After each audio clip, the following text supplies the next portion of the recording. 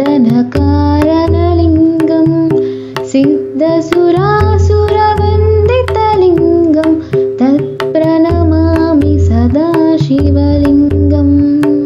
कनकमहामणिभूषितलिङ्गं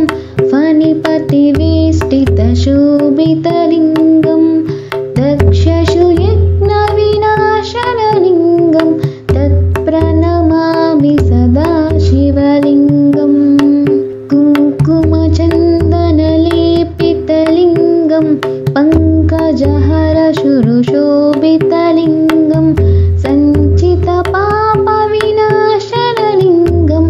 तत्प्रणमामि सदा शिवलिङ्गम् देवगणार्चितसेवितलिङ्गं भाविर्भक्तिभिरेव च लिङ्गं दिनकरकोटिप्रभाकरलिङ्गं तत्प्रणमामि सदा शिवलिङ्गम् अष्टदलोपरिवेष्टितलिङ्गं सर्वसमुद्भवकारणलिङ्गम् अष्टदरिद्रविनाशनलिङ्गं तत्प्रणमामि सदा शिवलिङ्गम्